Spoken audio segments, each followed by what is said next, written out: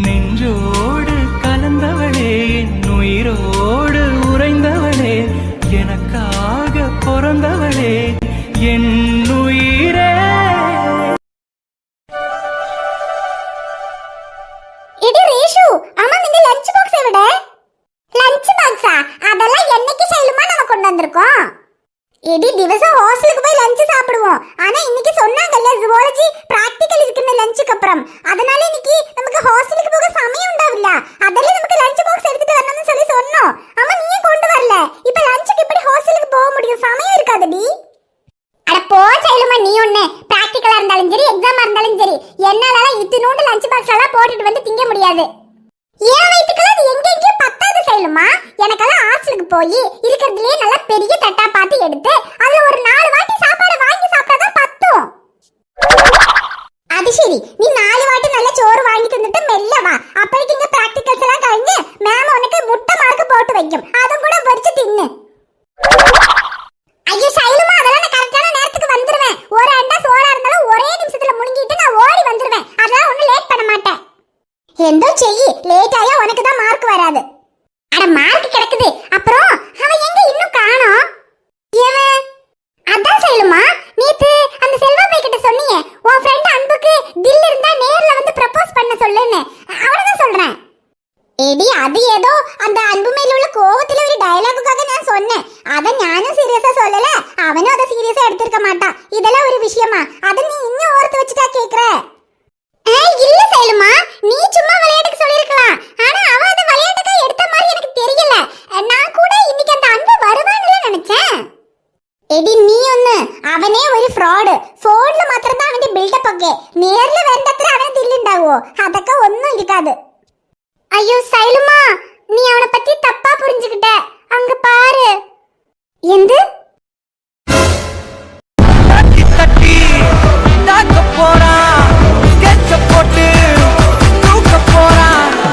ஹே fraud, என்ன அப்படி பாக்குற?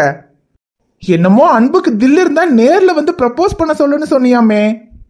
நேர்ல வந்துட்டேன், இப்ப ப்ரப்போஸ் பண்றேன். I love you.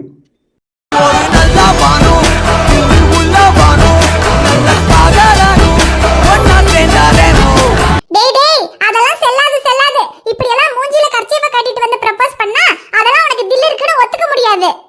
உனக்கு உண்மையாவே தில் இருந்தா அந்த கர்ச்சீஃப கலட்டிட்டு ப்ரப்போஸ் பண்றா பார்க்கலாம். ஏ முட்டைகோஸ் முஞ்சி, அத நீ சொல்லாத, உன் ஃப்ரெண்டு சொல்லட்டும், நான் கர்ச்சீஃப கலட்டுறேன். அவ்வளவுதானே? இப்ப சொல்லுவா பாரு. ஏ சைலுமா, அவன் அந்த கர்ச்சீஃப கலட்ட சொல்லு.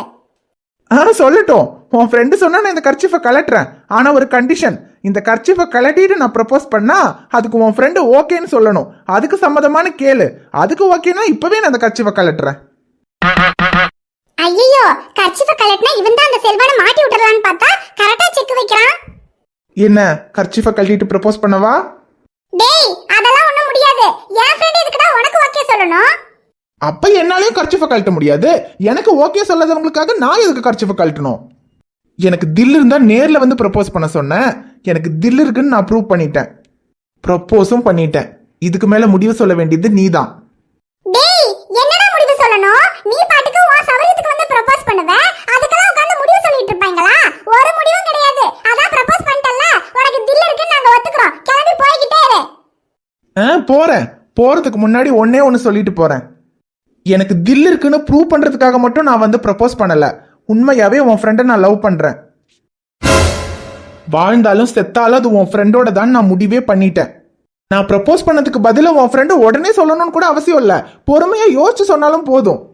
டேய் யோசிக்கிறதுக்கெல்லாம் ஒண்ணும் கிடையாது. இப்பவே சொல்றேன். சைலுமா, அவனை லவ் பண்ணேன்னு சொல்லு. லவ் பண்ணல? இப்போ இவ என்னத்துக்கு வாயில கம்மு போட்ட மாதிரி நின்னுக்கிட்டு இருக்கா? இப்பவே சொல்ல வேண்டாம், யோசிச்சு சொன்னா போதும். ஆனா உன் ஃப்ரெண்டு முடிவை சொல்ற வரைக்கும் நான் டெய்லி வந்து ப்ரப்போஸ் பண்ணுவேன். உன்னால போன்ல மட்டும் தானே என்ன பிளாக் பண்ண முடியும், நேர்ல பிளாக் பண்ண முடியாதுல்ல. டெய்லி வருவேன். வரட்டா?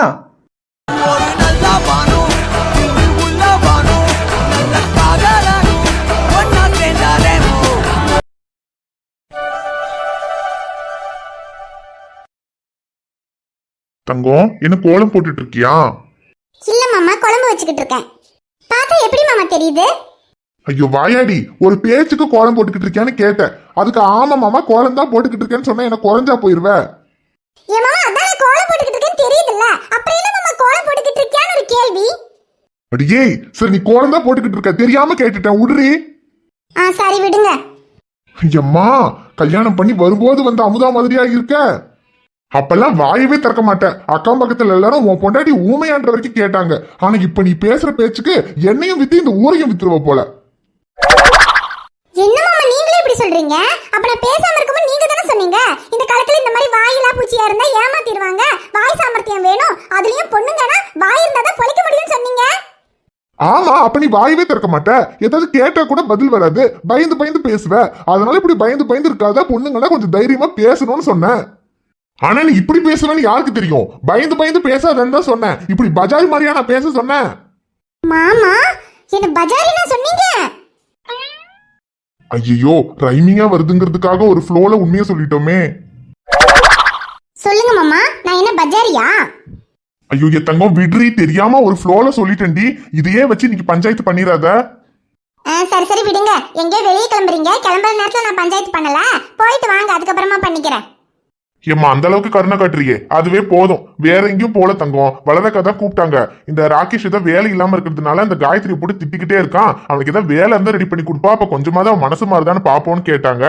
அதான் அவனுக்கு இந்த ஊர்ல என்னத்த வேலை ரெடி பண்றது. சரி ஷமீர் கிட்ட சொன்னா அவன் இந்த டாக்டருக்கு தானே என்னமோ படிச்சான், அது சம்பந்தமா ஏதாவது வேலை இருக்குமான்னு கேட்டு பார்க்கலான்னு இருக்கேன். சரி மாமா கேட்டு பாருங்க. ஆமா அவர் கூட ஏதோ இங்க கவர்மெண்ட் ஹாஸ்பிட்டல்ல இந்த எக்ஸ்ரே ஸ்கேன் அதுக்கெல்லாம் எதுவுமே வசதி இல்ல, அதனால அவர் சொந்தமா அவரோட செலவுலயே ஏதாவது அந்த மாதிரிலாம் பண்ணணும்னு சொல்லிக்கிட்டு இருந்தாரு. அது சம்பந்தமா கூட ஏதாவது வேலைக்கு ஆள் தேவைப்படும்ல, அப்போ ராகேஷ் வேணா அங்க சேர்த்து விடலாம்ல. நீங்க எதுக்கும் கேட்டு பாருங்க. ஆனா அவங்களுக்குள்ள செட் ஆகுமான்னு தெரியல. அதான் தங்கம் எனக்கும் ஒரே யோசனையா இருக்கு. அவங்க ரெண்டு பேருக்குள்ள ஏற்கனவே நிறைய பிரச்சனையெல்லாம் ஆயிடுச்சு. இந்த நிலைமையில அவர்கிட்ட வேலைக்கு போறதுக்கு முதல்ல அவன் சம்மதிப்பானா இல்ல அவனை வேலைக்கு வச்சுக்கிறதுக்கு அவர் சம்மதிப்பாரான்னு கூட தெரியல. எதுக்கும் பேசி பார்ப்போம். ரெண்டு பேத்துக்கும் ஓகேனா அப்புறம் நமக்கு எந்த பிரச்சனையும் இல்லைல்ல. ஆமா மாமா, அவங்க ரெண்டு பேர்கிட்டயும் பேசாம நம்மளே முடிவு பண்ண கூடாதுல்ல. ரெண்டு பேரையும் வச்சு பேசி பாருங்க. அவங்க ரெண்டு பேருக்கும் ஓகேனா ராகேஷ் ஷமீர் கிட்டே வேலை செய்யட்டும். அதான் தங்கம், அதுக்கு தான் என்ன எதுன்னு பேசலான்னு போறேன். நான் போய் பேசி பார்த்துட்டு வந்துட்டு என்னன்னு சொல்றேன். சரி மாமா போயிட்டு வாங்க. அமுதா என்ன கோலமா போட்டுக்கிட்டு இருக்க? என்ன ஆளாளுக்கு கோலமா போட்டுக்கிட்டு இருக்கேன்னு சந்தேகமா கேக்குறாங்க. அப்ப இத பத்தி எனக்கு கோலம் மாதிரி இல்லையா? வாங்க நீ கோலம் தான் போட்டுக்கிட்டு இருக்கேன். அம்மா நீங்க ஏதோ உங்க மாமியார் உடம்பு சரியில்லைன்னு ஊருக்கு போயிருக்கதா சொன்னாங்க, எப்ப வந்தீங்க? ஐயோ அது ஏன் கேக்குற? உடம்பு சரியில்லாமலாம் ஒண்ணும் இல்ல. அந்த கிழவி பாத்ரூம்ல நடக்க தெரியாம நடந்து வலிக்கு விட்டு விழுந்து கால் அடிபட்டு சிங்கிள் பாளையத்துக்கு போய் கட்ட போட்டு கூட்டிட்டு வந்திருக்கோம். ஐயோ இப்ப எப்படி இருக்காங்க? ஆமா அந்த கிழவிக்கு என்ன, கால்ல தான் அடிபட்டு இருக்கு, வாய் நல்லா தான் இருக்குது, இன்னும் வாய் நல்லா வக்கனையா பேசிக்கிட்டு தான் இருக்கு. அதை விடு. அப்புறம் நாங்க நேத்து நைட்டு தான் வந்தோம், கதை ஒன்று சொல்லல? இல்லையே சொல்லலையே, இப்ப கூட பேசிட்டு தான் போனாரு. ஆனா நீங்க வந்திருக்கீங்கன்ற விஷயத்தை என்கிட்ட சொல்லலையே. ராத்திரி வந்ததும் அவனுக்கு போன் பண்ணி சொன்னனே. சரி விடு, அவன் ஏதாவது வேலையில மறந்துருப்பான். அப்புறம் காலையில வத்த குழம்பு வச்சேன், அதான் கதிருக்கு வத்த குழம்புனா ரொம்ப பிடிக்குமே, அதான் எடுத்துட்டு வந்தேன். என்ன நீ உங்க தம்பிக்கு மட்டும்தான் வத்த குழம்பா, எங்களுக்கெல்லாம் இல்லையா? உனக்கு இல்லாமையா? உனக்கும் சேர்த்து தான் கொண்டு வந்திருக்கேன். உனக்கு மட்டும் இல்ல, அம்மா சித்தி அப்புறம் அரவிந்த் சீதா எல்லாருமே இருக்காங்கல்ல, எல்லாருக்கும் சேர்த்து தான் கொண்டு வந்திருக்கேன். காலையிலே போன போட்டு நீ குழம்பு எதுவும் வைக்காத, நான் கொண்டு வரேன்னு சொல்லலாம்னு நினைச்சேன். அப்புறம் நேரமாயி போச்சு. சரி எப்படியே காலங்கத்துல இருந்துச்சு, நீங்க சமையலெல்லாம் முடிச்சிருப்பீங்க, இருந்தாலும் இருக்கட்டும்னு கொஞ்சம் கொண்டு வந்தேன். சரி அண்ணி, சமையலெல்லாம் முடிஞ்சது, இருந்தாலும் உங்க வத்த குழம்பு வேண்டாம்னு சொல்லுவோமா? அதெல்லாம் வேணும். சரி உள்ள எடுத்துட்டு போங்க, நான் வரேன். சரி சரி, ஆதி நிலெல்லாம் உள்ளதானே இருக்காங்க? ஆதி நிலா தீரன் எல்லாரும் உள்ளதா இருக்காங்க, போங்க. ஏ மாலு, ஆதி நிலாவோட விளையாட வந்தியா? அம்மா ஆதி நிலா எங்க? அவங்க உள்ளதா இருக்காங்க, போ. சரி பே, நாங்க உள்ள போறோம், நீ கோலத்தை முடிச்சிட்டு வா. ஏக்கி மருமகளே, என்ன கோலமா போட்டுக்கிட்டு கிடக்க? ஆமா அம்மாச்சி, கோலம் தான் போட்டுக்கிட்டு இருக்கேன். என்ன பார்த்தா கோலம் போடுற மாதிரி தெரியலையா, இல்ல இத பார்த்தா தான் கோலம் மாதிரி தெரியலையா? கோலம் மாதிரியான்னு கேட்டேன். ஆமா கோலம் மாதிரி தான் இருக்குது, போ. அது சரி, அங்கிருந்து பாக்கையில என் பேத்தி செவந்தி வந்தாப்ல இருந்துச்சு. செவந்தியா பிள்ளைய கூட்டிட்டு வந்தா? ஆமா மாச்சி, அண்ணிதான் நேத்தே ஊர்ல இருந்து வந்தாங்களா, அதனால குழந்தைய கூட்டிட்டு இப்பதான் வந்தாங்க. ஓ சரி சரி, கையில இது தூக்கு வலியை தூக்கிட்டு வந்தாப்ல இருந்துச்சு. என்ன கொண்டு வந்திருக்கா? அது வத்த குழம்பு வச்சாங்களா, அததான் எடுத்துட்டு வந்திருக்காங்க. என்னது வத்த குழம்பா? நான் கூட ஏதோ கறி குழம்புல நினைச்சேன். வத்த குழம்புக்கு அத்தா தண்டி தூக்கு வலியை தூக்கிட்டு வந்தா? கறி குழம்பா? அம்மாச்சி அக்கம் பக்கத்துல எல்லாரும் மாலை போட்டிருக்காங்க, இதுல கறி குழம்பு வேற செய்வாங்களா? அதெல்லாம் ஒண்ணும் இல்ல, வத்த குழம்பு தான். அட பாட்டி, நீங்க தான் எப்ப பார்த்தாலும் அக்கம் பக்கத்துல மாலை போட்டிருக்காட்டு சொல்லி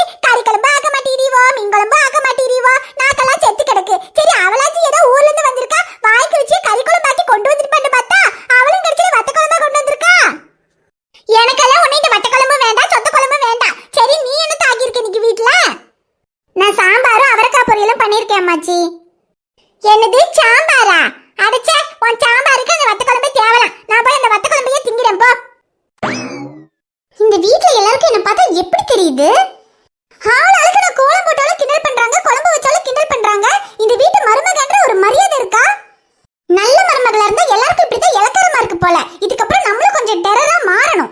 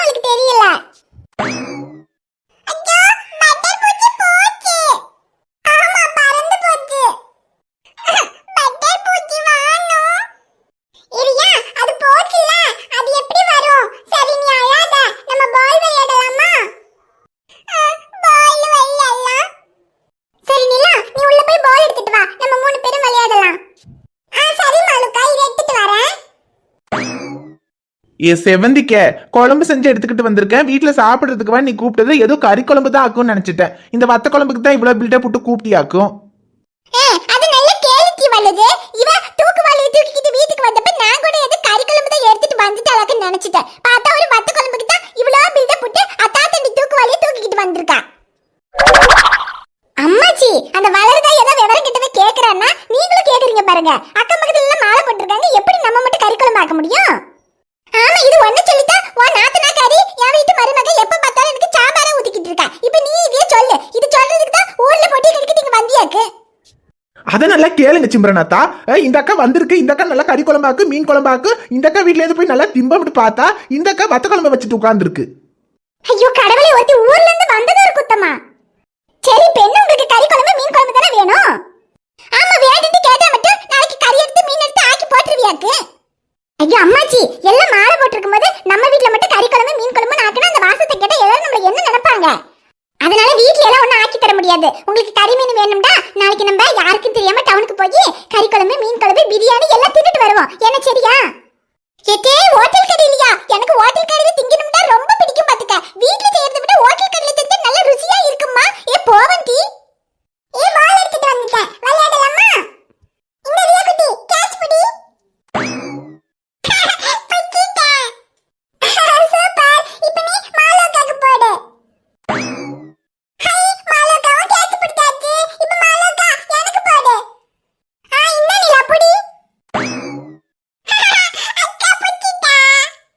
எக்க ஹோட்டலுக்கு போறதெல்லாம் சரிதான், ஆனா யாருக்கும் தெரியாம எப்படி போறது? கதிருக்கு மட்டும் தெரிஞ்சது அவ்வளவுதான், நம்மள எல்லாம் உண்டியலன்னு பண்ணிடுவான். ஐயோ ஆமட்டி வளரு, என் தம்பிக்கு மட்டும் தெரிஞ்சதுன்னா அவ்வளவுதான். அதுவும் யாருக்கு தெரியாம போய் கறி மீன் எல்லாம் தின்னுட்டு வந்தான்னு தெரிஞ்சா நம்ம மானமே போயிரும் டி. ஏடி, அத பத்தி வந்து நீங்க கவலைப்படாதீங்க டி. என் பேரனை எப்படி சமாளிக்கணும்னு எனக்கு தெரியும். இங்க பாருங்க டி, என்கிட்ட ரூபாய் எல்லாம் ஒண்ணும் கிடையாது. நீங்க தான் ரூபாய் போடணும். ரூபாய் போடுறதுக்கு நீங்க ரெண்டு பேரும் சம்மதிக்கிறீங்கடா. உங்க ரெண்டு பேரையும் நான் யாருக்கும் தெரியாம டவுனுக்கு கூட்டி போறேன். அப்புறம் என்ன, ரூபாய் எல்லாம் என்கிட்ட இருக்கு, அதெல்லாம் நாங்க எடுத்துக்கிறேன். நீங்க எப்படியாவது கதிருக்கு மட்டும் தெரியாம நம்ம டவுனுக்கு போறதுக்கு ஏதாவது ஏற்பாடு பண்ணுங்க, அது போதும். ஆமா சிவநாத்தா, பஸ் எல்லாம் காலையில நேரத்திலேயே போயிரும், அதுல எல்லாம் போக முடியாது. இப்ப நம்ம டவுனுக்கு போகணும்னா அதுக்கு வண்டி எல்லாம் வேணும். அதுக்கெல்லாம் என்ன பண்றது, நீங்க தான் ஏற்பாடு பண்ணணும். ஏடி, அதெல்லாம் நான் பாத்துக்கிறேன் மட்டி. அதெல்லாம் ஒண்ணு நீங்க கவலைப்பட வேண்டாம். நீங்க ரூபாய் மட்டும் போட்டா போதும். அப்புறம் என்ன, அப்ப நாளைக்கு டவுனுக்கு போறோம், பிரியாணி சாப்பிடுறோம். ஆமா, நாளைக்கு பிரியாணி திங்கிறோம்.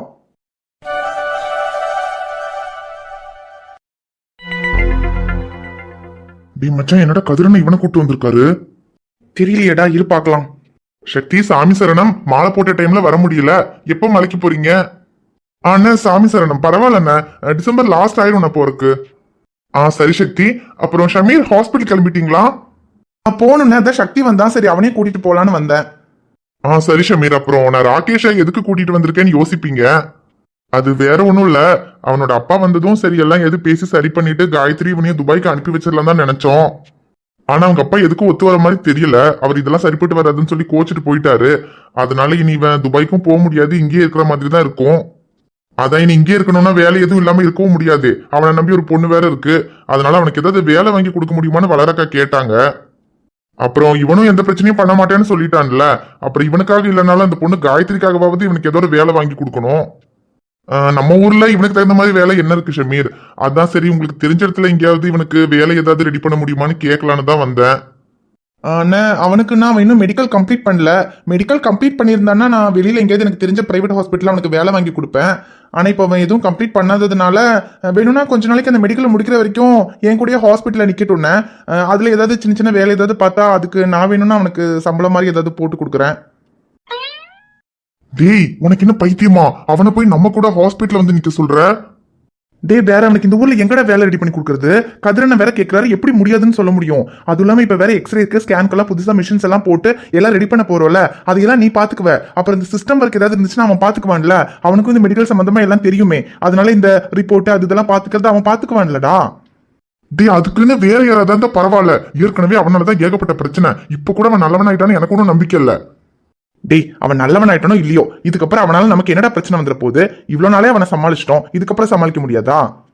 டேய் சமாளிக்க முடியாம இல்ல, எதுக்கு தேவையில்லாத பிரச்சனை தான் கேக்குறேன். டேய் என்னடா பிரச்சனை வந்துட போகுது? அதுவும் இல்லாம அந்த பொண்ணு காயத்ரிக்காக கதிரன் அவனுக்கு வேலை வாங்கி கொடுக்கணும்னு நினைக்கிறாரு. அதுவும் நல்லது தானே. அப்புறம் இந்த ஊர்ல நம்ம இத்தனை பேரையும் தாண்டி அவன் என்னடா பண்ணிட போறான்? ஆரம்பத்திலயும் எல்லாரும் இருக்கும்போது அவன் பிரச்சனை பண்ணான். சரி விடு, ஏதோ சொல்ற, இங்க எல்லாரும் இருக்கும் தான். சரி பாப்போம். என்ன ஷமீர் உங்க ஹாஸ்பிட்டலே அவனை சேர்த்துக்கிறீங்களா? சரிங்க அண்ணா, தானே சொன்ன மாதிரி ஸ்கேன் சென்டர் எல்லாமே தனியாக ஸ்டார்ட் பண்ணலான்ட்டு தான் இருக்கேன். அதனால அதில் வேணும்னா ஏதாவது அவனுக்கு நான் வேலை கொடுக்குறேன், அதுக்கப்புறமா பார்த்துக்கலாண்ணே. சரி ஷமீர், அப்ப நீங்க என்ன எதுன்னு பார்த்து எல்லாம் அவன்கிட்ட சொல்லிருங்க. எனக்கு ஒரு வேலை இருக்கு, நான் போயிட்டு வந்துடுறேன். சரிங்க அண்ணா, பாருங்க. டேய் ராகேஷ், நீ இதுக்கப்புறம் திருந்திட்ட ஒழுங்கா இருப்பேன்னு சொன்னதுனால மட்டும்தான் ஷமீரோட ஹாஸ்பிட்டலே உனக்கு வேலை ரெடி பண்ணிருக்கோம். அங்க ஒழுங்கா இருக்கணும்னு சொல்லிட்டேன். ஏதாவது பிரச்சனை பண்ணேன்னு தெரிஞ்சுது. இல்ல அதான் நான் எதுவும் பிரச்சனை பண்ண மாட்டேன்னு சொல்லிட்டேனே. சரி சரி, பிரச்சனை பண்ணாம இருந்தா உனக்கு நல்லது. இப்ப கூட இந்த வேலை உனக்காக கிடையாது, அந்த காயத்ரியோட முகத்துக்காக தான் உனக்கு இந்த வேலை. சரி ஷமீர் பாத்துக்கோங்க. சக்தி நான் வரேன். சரிங்க அண்ணா.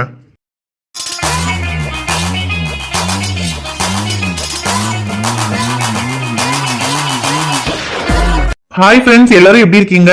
நிச்சயமா நலமா இருப்பீங்கன்னு நம்புறோம். இந்த வீடியோ உங்களுக்கு பிடிச்சிருந்தா மறக்காம வீடியோவுக்கு ஒரு லைக் போடுங்க. வீடியோ பத்தின கருத்தை மறக்காம கமெண்ட்ல சொல்லுங்க. வீடியோவை உங்க ஃப்ரெண்ட்ஸுக்கும் ஃபேமிலிக்கும் ஷேர் பண்ணுங்க.